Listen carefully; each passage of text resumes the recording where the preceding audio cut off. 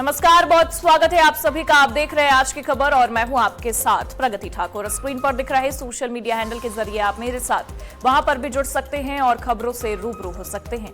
चलिए अब बुलेटिन की शुरुआत करेंगे इस बड़ी खबर के साथ, जहां आज पीएम नरेंद्र मोदी ने सबसे लंबे समय तक निर्वाचित प्रधानमंत्री बनने का रिकॉर्ड अपने नाम कर लिया है। आज उनके कार्यकाल के 4,399 दिन पूरे हो गए हैं। मोदी सरकार के 12 साल पूरे होने पर आज दोपहर 3 बजे एनडीए की अहम बैठक होगी। दिल्ली के भारत मंडपम में होने वाली इस बैठक में भाजपा और एनडीए शासित 22 राज्यों और केंद्र शासित क्षेत्रों के सीएम, डिप्टी सीएम समेत प्रमुख नेता भी शामिल होंगे। बता दें, बैठक में मोदी के इस रिकॉर्ड पर बधाई प्रस्ताव पारित होगा। इसके साथ ही विकसित भारत 2047 के रोड मैप, केंद्र और राज्यों के बीच बेहतर समन्वय, विकास परियोजनाओं, इज ऑफ लिविंग और इज ऑफ डूइंग बिजनेस को आगे बढ़ाने पर भी चर्चा होगी। तो देखिए, ये बड़ी तस्वीरें भी आज निकलकर सामने आ रही हैं। इस ऐतिहासिक दिन पर हर मंदिर में पूजा अर्चना होती नजर आ रही है।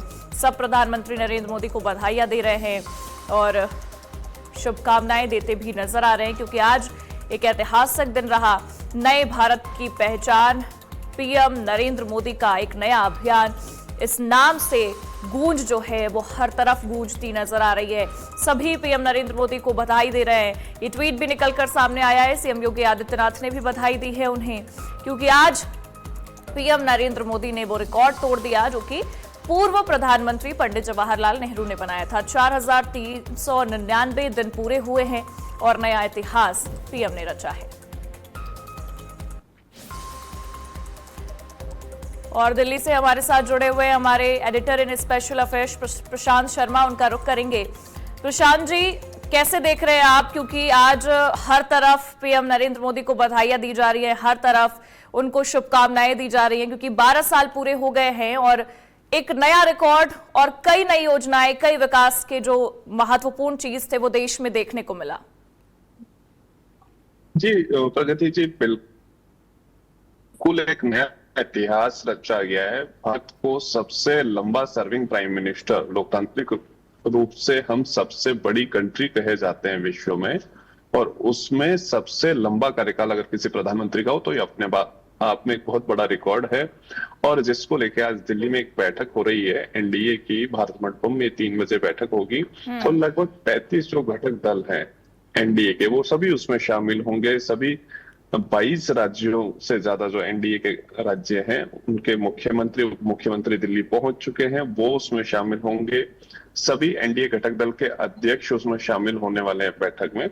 साथ ही जो वरिष्ठ नेता हैं, भाजपा अध्यक्ष हों, केंद्रीय मंत्री हों, चाहे वो नितिन गडकरी, शिवराज चौहान, जेपी नड्डा, अमित शाह, सभी उस बैठक में शामिल होंगे। सबसे पहले तो वो अभिनंदन प्रस्ताव पारित किया जाएगा प्रधानमंत्री के लिए। उसके बाद प्रधानमंत्री अपना संदेश देंगे, बताएंगे कि भविष्य की क्या योजना है उनके कार्यकाल की, और विजन 2047 को लेकर अपना दृष्टिकोण सबके सामने रखेंगे और बताएंगे कि ये जो वर्तमान परिस्थिति है उसमें भारत को आगे कैसे ले जाया जा सकता है।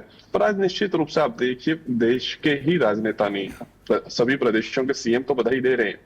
विभिन्न देशों के राष्ट्रपति हो, प्रधानमंत्री हो, सुबह से हम देख रहे हैं लगातार कोई अपना वीडियो जारी कर रहा है, कोई लेटर भेज रहा है, कोई ट्वीट कर रहा है।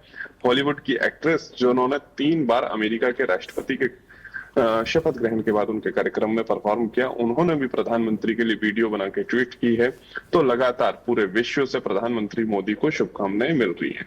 जी बिल्कुल, और क्योंकि आज अहम बैठक भी है और जिस तरीके से इस पूरे 12 साल में पीएम नरेंद्र मोदी ने काम किया है, और देखिए 22 राज्यों के जो तमाम सीएम पहुंचेंगे, इतना साफ है कि एक बड़ी रणनीति भी आज बनेगी 12 साल बेमिसाल के इस मौके पर। और सबसे बड़ी चीज प्रशांत जी, क्योंकि अगर ये बैठक हो रही है तो एक बड़ा संदेश भी सामने आएगा कि एनडीए के जो तमाम गुट है वो एक साथ आज भी हैं और वो एकजुटता के साथ ऐसे ही जनता के बीच विकास की परियोजनाएं पहुंचाते रहेंगे। विकास की जो गति है वो ऐसे ही आगे बढ़ती रहेगी। क्या लग रहा है आपको? जी प्रगति जी, देखिए अभी दिल्ली में इंडिया फ्लॉग की मीटिंग हुई जिसमें उनकी एकता पे चर्चा हुई। उसके तुरंत बाद एक मौका आता है कि एनडीए अपना एक तरह से शक्ति प्रदर्शन कर रहा है, बैठक कर रहा है, और वो दिखा रहा है कि उसके पास कितनी पावर है। तो निश्चित रूप से जो संख्या बल है वो एनडीए के पास ज्यादा है, स्टेट गवर्नमेंट्स में भी। और आज जब ये सब साथ बैठेंगे, उसके बाद कल नीति आयोग की बैठक भी दिल्ली में, जिसमें पूरे देश के मुख्यमंत्री भी आ रहे हैं और केंद्र शासित प्रदेशों के राज्यपाल भी, उपराज्यपाल भी यहाँ आएंगे। तो निश्चित रूप से प्रधानमंत्री मोदी आज भी एक संदेश देंगे, कल भी संदेश देंगे और बताएंगे कि भारत के विकास का रोड मैप क्या होगा।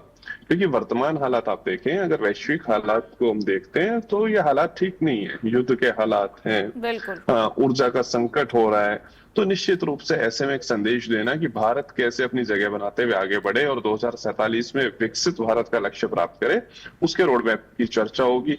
वहीं उसके अलावा आप देखिए 2 दिन तक सभी प्रदेशों के मुख्यमंत्री जब दिल्ली में होंगे तो उसका एक नया जो कई स्टेट में जो चेंजेस होने, यानी कि मंत्रिमंडल में परिवर्तन हो, चाहे संगठन में हो, और केंद्र में मंत्रिमंडल परिवर्तन की जो बात आ रही है 20 जून के बाद, तो निश्चित रूप से उस पर भी चर्चा होगी। राज्यों के मुख्यमंत्रियों को दिशा निर्देश दिए जाएंगे कि भविष्य में उन्हें किस प्रकार कार्य करना है और किस प्रकार से केंद्र सरकार की योजनाओं से आम जन को लाभान्वित कराने के लिए आगे अपनी नीतियां निर्धारित करनी है। जी बिल्कुल, क्योंकि देखिए अभी कुछ दिनों पहले ही हमने उस पर भी चर्चा की थी, इंडिया ब्लॉक की जो बैठक हुई थी, तमाम वहां पर सहयोगी दल भी मौजूद रहे और वहां पे भी एक मैसेज देने की कोशिश की गई।